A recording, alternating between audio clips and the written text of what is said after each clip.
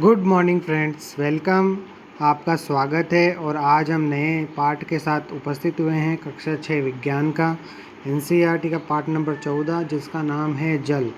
और जल यानी वाटर। दोस्तों, जल आप सभी जानते हैं कि हमारे ज़िंदगी के लिए सबसे महत्वपूर्ण होता है। जल के बिना हम जी नहीं सकते, जल ही जीवन है जैसा कि हम सभी जानते हैं।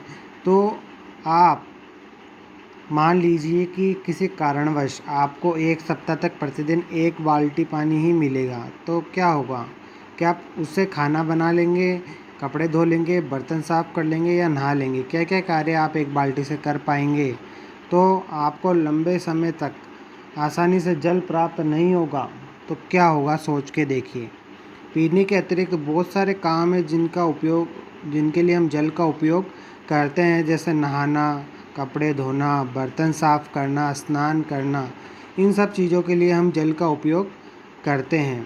तो बात करते हैं कि हम कितने जल का प्रयोग करते हैं पीने में, ये आप बताइए। ब्रश करने में आप कितने जल का प्रयोग करते हैं? नहाने में आप कितने जल का प्रयोग करते हैं? बर्तन साफ़ करने में आप कितने जल का प्रयोग करते हैं? कपड़े धोने में आप कितने जल का प्रयोग करते हैं? शौचालय में आप कितने जल का प्रयोग करते हैं?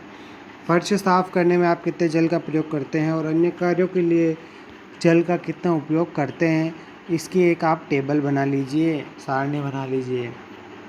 तो इससे पता पड़ जाता है कि एक दिन में एक परिवार के द्वारा कितना सारा जल की आवश्यकता होती है।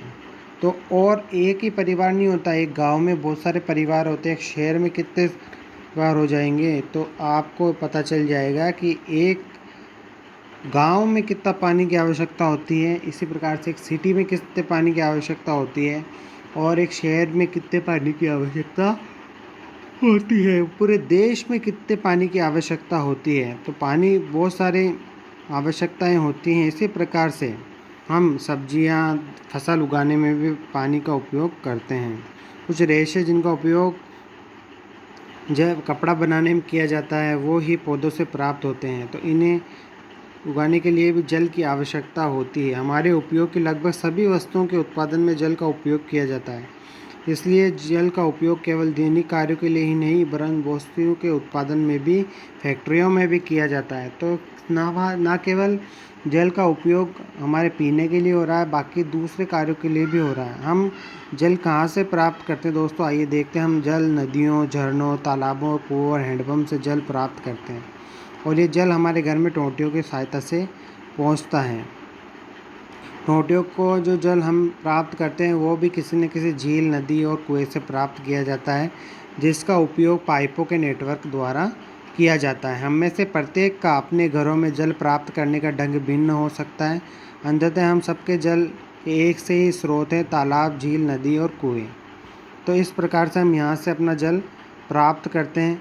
तो क्या आप जानते हैं कि भारत जो अपनी पृथ्वी है उसमें 2/3 हिस्सा यानी 66% हिस्सा जल से घिरा हुआ है और इस जल का अधिकांश भाग समुद्रों और महासागरों में है। समुद्रों और महासागरों में जल के बहुत से लवण घुले हुए होते हैं जिससे जल खारा हो जाता है, इसलिए पीने के लिए उपयोगी नहीं होता और कृषि और घरेलू उपयोग के लिए भी, उद्योगों में भी उपयोग नहीं हो सकता। कदाचित आपने एस.टी. कॉलरिज द्वारा 1798 में लिखी गई कविता राइम ऑफ द इनिशिएंट मेरिनर की पंक्तियाँ सुनी होंगी। हर जगह जल ही जल, पीने के लिए बूंद नहीं। यहाँ कवि ने महासागर में भटके किसी जहाज के नाविकों की करुण गाथा का उल्लेख किया है कि अगर कोई समुद्र में जाके पानी पीने की उम्मीद करे तो वह पानी भी नहीं पी सकता।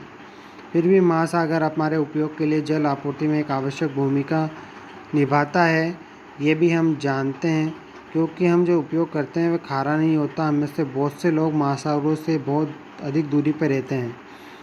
इन स्थानों पर भी जल आपूर्ति जो होती है वो महासागरों पर ही निर्भर करती है। महासागरों का जल उन तालाबों, झीलों और नदियों, कुओं में कैसे पहुंचता है जो हमें जल की आपूर्ति करते हैं? तो हमें पानी प्राप्त होता है कुओं से, तालाबों से, झीलों से, नदियों से, कुओं से। तो यहाँ पानी कहाँ से आता है इसको जानना बहुत ज़रूरी है। इसको जानने के लिए हम जल चक्र की चर्चा करेंगे कि जो वाटर साइकिल होता है वो क्या होता है। तो इसके लिए हम नेक्स्ट वीडियो में डिस्कस करेंगे। तो आपने अपना धैर्य बनाए रखा। Thank you so much. मिलते हैं फिर नेक्स्ट वीडियो के साथ।